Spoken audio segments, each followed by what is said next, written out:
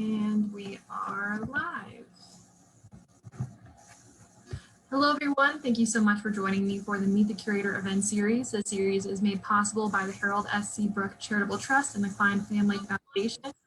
I am Chaney Jewell, the curator of the Arts and Science Center for Southeast Arkansas. And today I'm talking with artist Rex DeLoney. DeLoney is a mixed media artist who is well known for his style of abstract realism. He is a teacher at Little Rock Central High School and was born and raised in North Little Rock. You can view his exhibition Brothers by One, The Black Athlete and Social Justice, currently on view at ASC until January 2nd. Rex, thank you so much for joining me. Thank you for having me. Okay, so let's go ahead and jump into questions. So the first question that I have is, what's your background? Just letting people know where you're from, your educational background, and really letting us know how you got involved in the art world. Were you raised in the arts, and how did your path lead you here? Okay, well, Chaney, once again, I just want to thank you for this event, this Q&A. Looking forward to just discussing the artwork. My background, I was born and reared in North Little Rock, Arkansas. I'm the youngest of 7 children to elder W.H. DeLoney. I'm a PK. God rest his soul. And my mother, Hazel B. DeLoney, who is 89 years young. She just had her birthday. She was an educator in the North Little Rock School District for 30 years. I grew up in the North Little Rock School District, attended school there. I'm a 1983 graduate of North Little Rock Northeast High School.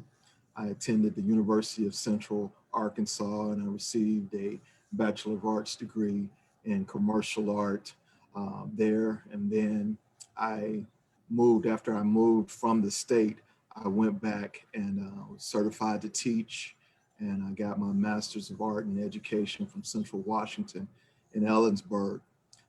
As a child growing up, I, being the youngest of 7, I guess everything was passed down to me, and all my brothers were artists. And so as a young toddler, I would watch them draw and see the art books in the home and everything like that. And so it was something that was nurtured. My eldest brother, William Henry DeLoney, who actually passed in 1986, was a really pivotal person as far as getting me to start drawing, because he would bring me home notebook paper and Sports Illustrated magazines, because he was an athlete. And so that's how I started drawing sports athletes. But just, going to the art center as a child, I remember buses, the city bus, taking us from my neighborhood of Glenview to the art center over in Little Rock here on Commerce, and just being able to work with some of the artists there, having a hands-on experience was beautiful. And then the teachers that I had from elementary school to middle school to junior high to high school. I was blessed to have Ken Dixon as my teacher. And one of the things that I always say about that is that it was the first time I was in a classroom where I saw someone that looked like me and that was really had a relevancy to what I wanted to be and what I wanted to do, because he was a tall, strong Black man and he was an art teacher. And so we connected that way. As I matriculated to UCA, it was Robert Thompson that was my advisor and my mentor there. And he's the one that really got me into mixed media and into watercolor. So those are the things that I, as far as my background and bringing up. And then, coincidentally, yesterday, as I was driving home from work, I saw someone from my childhood. I used to go to the recreation center in the summertime, and there was a man there that used to paint murals, and I used to watch him. And his name's Greg, and we called him Doc. And so as I was driving, leaving Central yesterday, I saw him out painting a mural. And so I stopped by to talk to him. And so that was just something that really was heartwarming, because he's 64 and had some health issues, but he said he was in the house and his son told him, "Get back out there and paint, Dad." And so he was out painting a mural, and I had a chance to tell him how much it meant to me to watch him as a child growing up. And now I'm doing some of the same things that he's doing. So becoming an artist, You know, my thing was sports art. You know, I always wanted to be a sports artist, even from high school. And I was more interested in drawing athletes on the field of competition. And in high school, Mr. Dixon told me that I should start wanting to tell a story using my artwork. And so then I believe in college, I started really still doing some of the sports art. And one of my professors said, you know, you won't make a living just doing sports figures. And so I began to add to these sports figures, telling stories, looking at their background and researching. As I grew older, I think it was more genre work, more things that are dealing with spirituality. You know, my nurturing of my gift also came at a church, you know, drawing and art competitions and things like that. So a lot of the genre work that I do now deals more with spiritual things. So that is something that I also look at.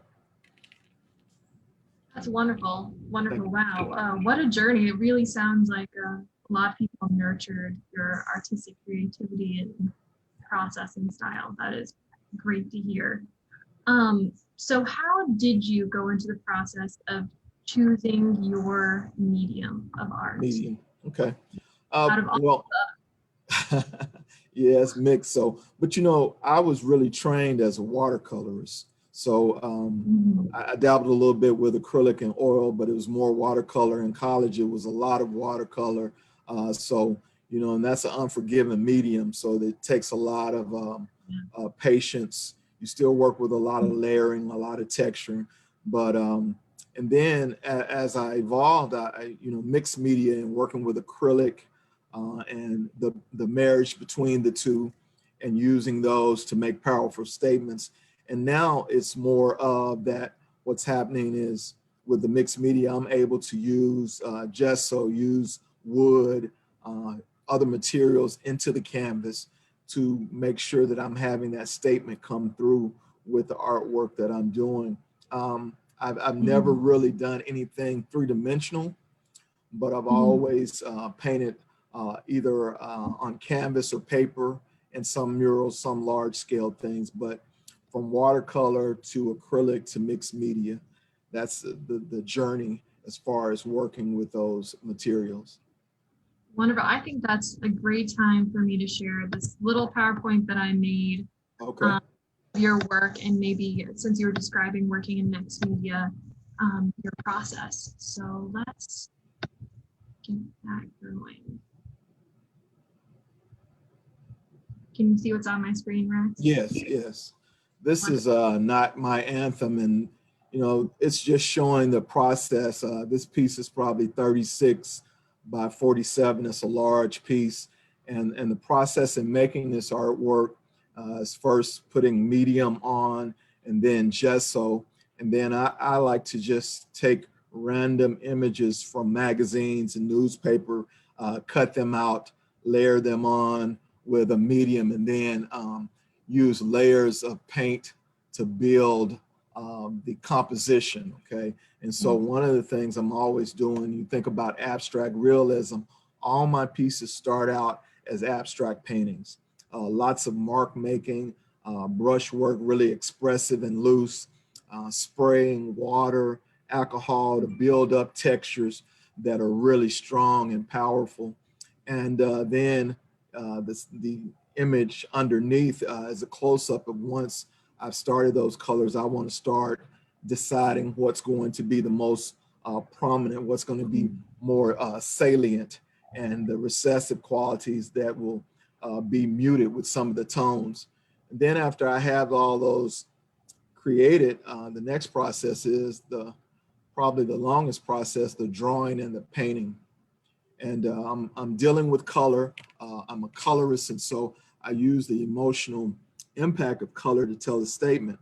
This background was so bright, so many colors, so much movement. When I decided to put the figures on, Vince Matthews and Wayne Collette, I decided to use a neutral color. So the finished piece, it really stands out that way. But these, just a little background of this story, Matthews and Colette, they were Olympians in the 1972 Olympics, right after 1968, with the Black Power salute and the protest during that time. The ironic thing about this and saying not my anthem is that it was two different views by two different people. Colette, he was showing his posture because he really didn't feel that his country was doing what it should be doing. He thought it could be a beautiful country, but it was not yet. Matthews, who is on the right, he actually won the race and he was upset with his coach. So instead of them going and standing erect during the playing of the national anthem, they had more of a relaxed posture, rubbing the chin, hands on the hip. And for that, they were banned for life from competing in the Olympics. And they were still young men, but it was also a protest against racial prejudice in America. So whenever you begin backgrounds, do you always have an intended subject matter or? Okay, that's a great question. No, I never have the subject matter in mind. So, and that's one of the things, working with my students, I try to get them to do it. And it's pretty hard just to be intuitive with your backgrounds and creating. And then I will set these pieces, when I created the background, I set them in the studio and then came back later and decided what I wanted to do with them. So I never have in mind what I'm going to put on the background. So that way it's more exciting and more creative. Wow, that is absolutely amazing. And that kind of segues into the question of what is your art making process? Is there a certain mindset that you think you have to be in? Is there a certain environment that you like to be in? Maybe this would be a good time to bring up the image. I love to listen to music while I'm creating art. Of course, gospel music with that gospel background, and then jazz music. I love listening to that. And so my studio, and we were having a conversation earlier, my studio is at First Presbyterian Church, and it's a 10 by 20 room. And so the pieces that I created for this show, most of them are 3 feet by 4 feet. So I would have the images on an easel, but once I would get them started, I would have to take them all out in a hallway so I'd have more room to paint. But in painting, I listen to music and I stand when I paint, okay? So I use a table for that, and I usually stand. And then if the pieces are larger, like this piece that's here that was a commission piece, I'll put it on the easel and work with it. But I do so much with the background. It has to be flat to start out, unless in some of the pieces we'll see later, I want to have paint dripping or use water to spray to have a different effect for that. But I'm thinking color, texture, and shape in the backgrounds, and then building on that. And I usually do sketches on large sheets of paper and then use graphite to transfer on so I can see them instead of just drawing straight on them. So I'll use tracing paper or something else to do that. The pieces that I created, I started some of the backgrounds and maybe didn't finish them until months later.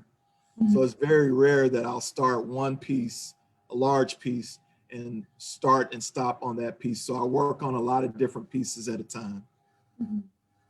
This would be a good time. Personally, I love your cutout work, so I had to put that in the presentation, but also I thought that, I'm sorry, I'm on Arbory.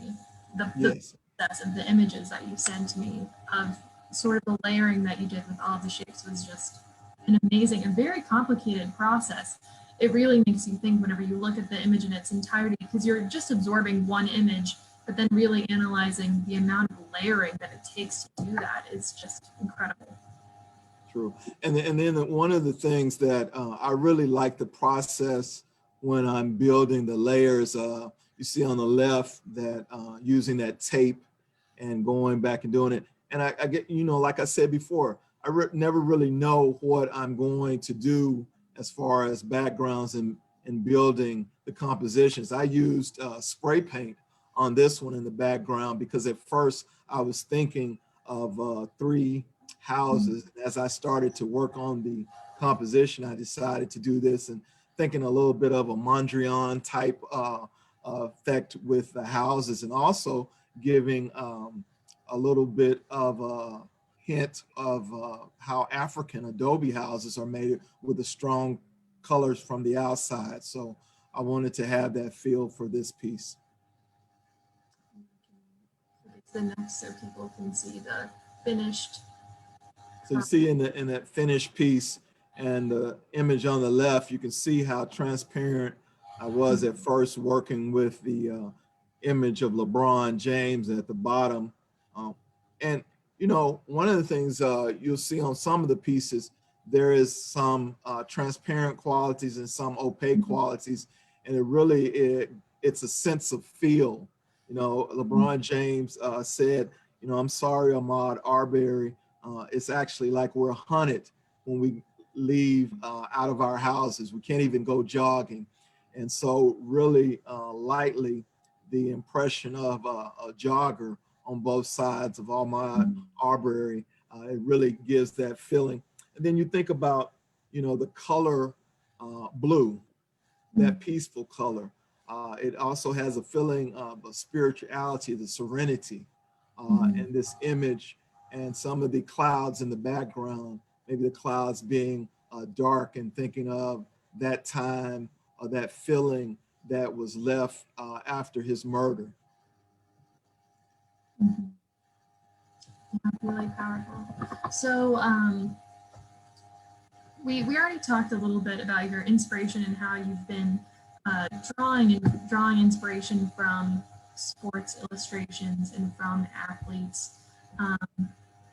How, in what ways, whenever you were a kid versus now, has athletes inspired you changed? How has that perspective changed as how you started to now being an adult? That's a great question.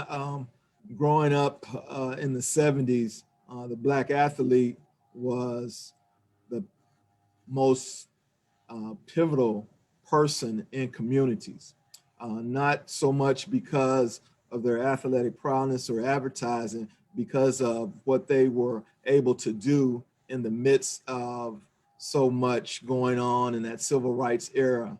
And these men were very thoughtful. They were mindful of their statue and the things that they were involved in.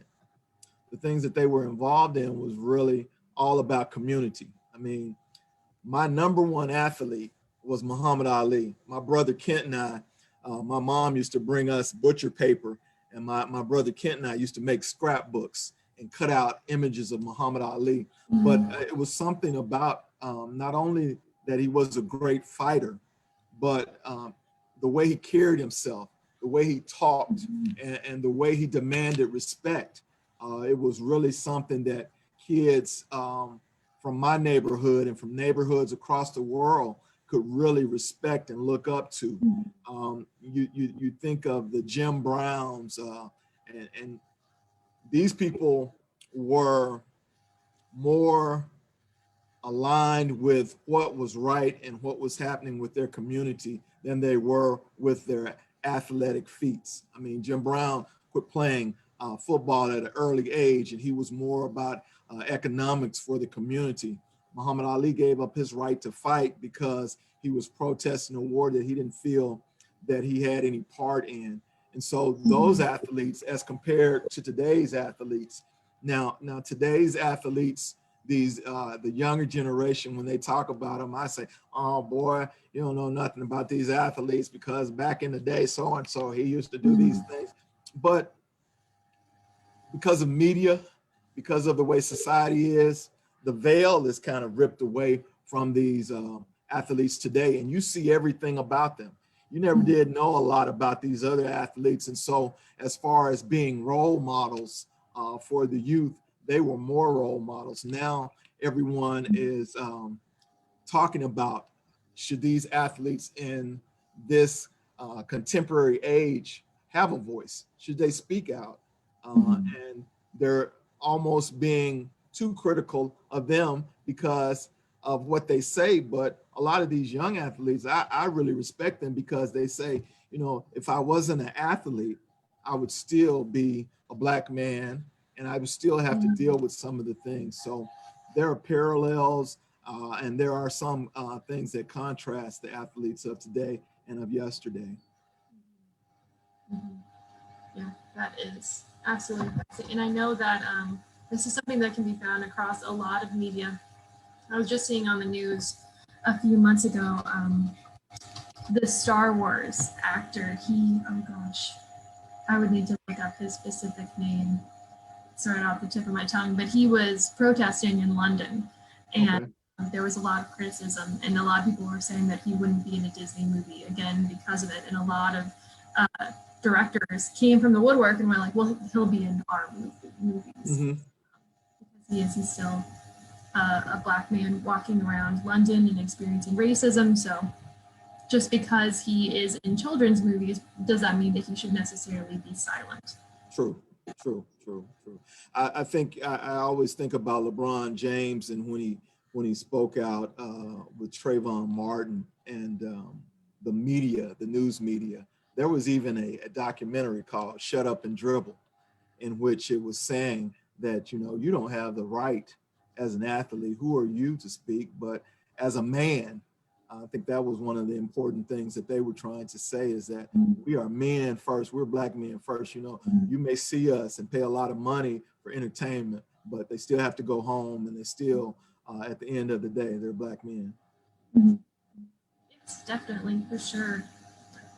So how do you see your art expanding? How do you see what you've been working on in the past, what you're working on in the present, and then your future trajectories? Do you think that you'll still be working on sports illustrations? How do you think you were in the past and how you're going to change it? Well, in the past, you know, my whole goal as a child was to be in Sports Illustrated. Okay, didn't happen, but you know, I created a lot of paintings, and I even have paintings that athletes have purchased and have in their homes. I think that was a dream to do sports work because I like sports work, and I really looked up to my brother, and so that was how that started. As I matured, I started looking at the world and looking at society and wanting to tell different stories, you know, tell stories of education, of trying to find young people trying to find their way in the midst of a storm. You know, a lot of my themes are also centered around spirituality. So even in the midst of the sports art, there is a spiritual feeling in a lot of the work. I mean, it makes you almost sit and have a pensive method of relating to the artwork and becoming one with it. I think I really loved doing this show, and I think it can grow because there's so many things that I did not get a chance to paint.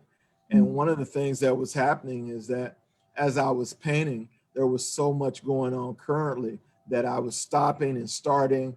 I wanted to do something with Jesse Owens, but wait a minute, what is Jaylen Brown doing? And so you think about, this is a topic that is ever increasing, unfortunately, about how those people are using their voice, their statue, their platform to build. So the next things that I see on the horizon as an artist is working more genre work. I have a series of photographs that I have from one of my cousins. She's a phenomenal photographer with her telephone, okay? And she lives in Harlem, and her tag is Negro Apple. And so she's in the Apple and she takes these beautiful images. And we've talked about doing a collaborative show of where I would take her images and have photography and paintings and the marriage between the two. That fits right in with mixed media. So those are some of the things that I want to do. And then I really enjoy doing the wood cutouts for this show. I like to look into that, maybe figuratively on a larger scale and doing things like that. So I have some things on the horizon, but you know, this show, when I talked with Dr. Schultz about the show, it was probably a year and a half ago. And so I created 29 paintings and I was really pleased with the show and the results of it. And so I'm resting a little bit, doing some hibernation. But even in hibernation, I'm thinking of ideas about how I can use my voice and use my art to change society. Yes, that is absolutely amazing. I can't wait to see the future works that you come up with, just because luckily, just so everyone knows, he had the great opportunity to come and see the exhibition in person yesterday. So we had a little chat, and I wish I could have recorded our conversation. Absolutely wonderful. And there is so much to talk about. And we did also have a great opportunity to have a high school tour the exhibition, and all of the students and all the teachers were just amazed by the subject matter, the colors, and many of the teachers commented how it felt very relevant, and the fact that you had the ability to produce work so quickly over topics like Breonna Taylor and George Floyd, and include those tributes and how really touching and impactful they were. So really great content that I know touches a lot of people, including myself. So what are current trends in the art world that have caught your attention, possibly inspired you, made you think deeply? This could also be a criticism. Well, you know, I've created murals. I'm a muralist as well. And I've created 10 murals at Park. And I think the largest is about 10 feet by 14 feet. And that is a physical work. But I was really touched by the artwork at the 7th Street murals here in Little Rock, where young people, old people, all people are going and creating beautiful artwork. One of my students, Adasia Cooper, created a piece there. And she was in my class, and when they told her that they wanted her to create something, you know, she sent me a text, what do I do? They want me to paint a mural. And, you know, my response to her was to paint who you are and what you are. And she just painted a beautiful mural of a woman holding a paintbrush, and it was a recreation of something she had done. Unfortunately, it was vandalized twice by someone, but I really was pleased to see that Adasia didn't give up and she kept working. And so one of the things that I'm really a proponent of is artwork, murals, public art that speaks to the injustices in society, and letting young people have their say in it, getting them involved. So today, when you think about art, and when I was coming along, I was into sports. You know, I wanted to paint Dr. J, you know, or different things like that. But today, these students and young people have so many things on their mind, and it's a form of outlet, but it's a form of outlet where the public can be involved. So anything that is promoting artwork, promoting justice, promoting peace, and letting someone show their creative talents is important for me. Kadir Nelson is an outstanding artist. Charlie Palmer is an outstanding artist. I know Charlie personally, but I'm really pleased to see that African-American artists are now on the pages of Time magazine, on the pages of the New Yorker, because for the longest time that was not an avenue that a lot of African-American artists were privy to. So that trend of letting these artists speak through their works is something that is really making the artist in me jump for joy. So those are a couple of things that I'm really adamant about. Amazing. Yes, I did just see that the Venice Biennial, the artist that's going to be participating, I think her name is, oh goodness, I'm so awful with names. It really upsets me sometimes. But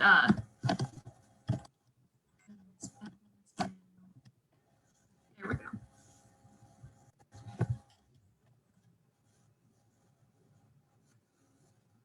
I'll include a link in the comments, but we do have the Venice Biennial coming up.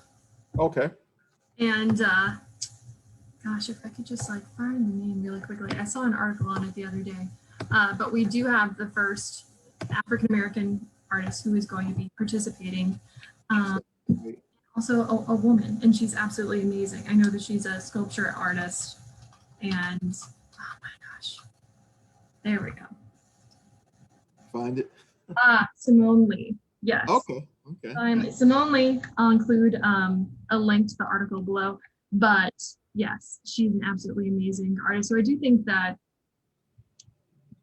America, we're slow. We're slow to progress, but it's coming along slowly yet surely, and we do have artist persistence to thank for it, like your student who didn't give up and didn't allow really that horrid thing. I'm so sorry to hear that it was vandalized, and I'm sure that was devastating for her. But it's opened up doors as well, though, because and you know, I told her, I said, unfortunately, somebody meant evil, but you know, it's going to be, God's going to make it for her good, and so it's opened up doors. She's getting ready to do some murals here in Little Rock, so she's prominent, and not only her.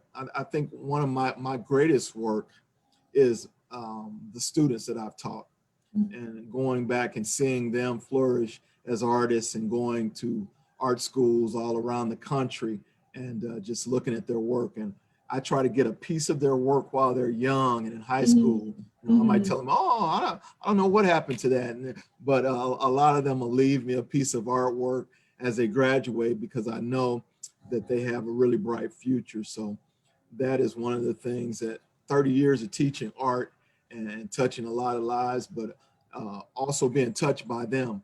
And that's one of the unique things as well, Chaney. Some of my students, I mean, they inspire me to work with some of the things that they have done and how creative they are, and how, you know, they are true artists because they put the time in, they put the research in, and then the results are phenomenal results. Yeah, I definitely agree with you. We, just as the curator, have experienced that a little bit, that we've had Pine Bluff artists that were raised in this area now contacting me for exhibitions and examples. Roderick Terry, who was born and raised in Pine Bluff and went on to Washington, D.C. to photograph the Million Man March. So yes, there's a lot of people from this area. Kevin Cole, Ariston Jacks, LaRon McAdoo. I mean, all these guys from Pine Bluff, Rashawn Pennister, all these guys. They are some really great artists from Pine Bluff. And you know, recently I was just looking at the mural that Henry Linton did at the casino, 48 feet long. Mr. Linton is a treasure in Arkansas, and I just am privileged to have my artwork in the same building that his is in Little Rock. But Pine Bluff, that's the mecca of artists, especially all the way back with Sam, I believe Sam Gilliam, all these teachers that were there at the University of Arkansas at Pine Bluff to really give artists their launching pad from the Delta. Yes, I agree completely. And because you are a teacher, I mean, we're interviewing while you're in your classroom, so this is a perfect time to ask, Is there any advice that you want to give to young artists? I know that this is a scary time with COVID-19 and also with protests and vandalism and um, a lot of heated thoughts going on. What is some encouragement, some advice that you would want to give to young artists right now? You know, art is a vehicle that can take you places. And as a child, it took me places, and I didn't even leave my bedroom, you know, because I was able to imagine things. And so in my imagination, it sparked my creativity and it allowed me to grow as a person. So if someone is looking at becoming an artist, there's something that is on the inside that can't be quieted. It can't be quenched. I've had conversations with parents of students that were very talented artists, and they said, well, I don't want them to be starving because if they go into the art field, but it's just something that is a God-given talent, and you can't suppress it, you know. And so if that is something that you really want to do, you need to do the work, practice. You know, I've always had a little sign in my room about practice. And if you practice saying you can't get it, you won't get it. If you practice just sitting around, you will just be good at sitting around. But if you practice making art objects and making art, you'll get better at making art. So the practice and the work that has to be in it, and then finding a good school. You know, if you know other artists, pick their brain. I don't know anyone that is possessive or selfish with their career and their journey to give you information. I met someone when I was in college, just out of college, and the guy was telling me about this artist, and he gave me his phone number and everything at a barbershop. You know, that was back in these hair days, but it was at a barbershop. And I wrote it down in my sketchbook. And you know, Chaney, I didn't do anything with it. I just took that information and just put it away. Come back maybe 20 years later, and the name that was given to me was given to me by U.S. Reed, who's from Pine Bluff, and it was Kevin Cole. And at that time, it was. Oh my goodness. And at that time, he gave me his information, his telephone number, and everything.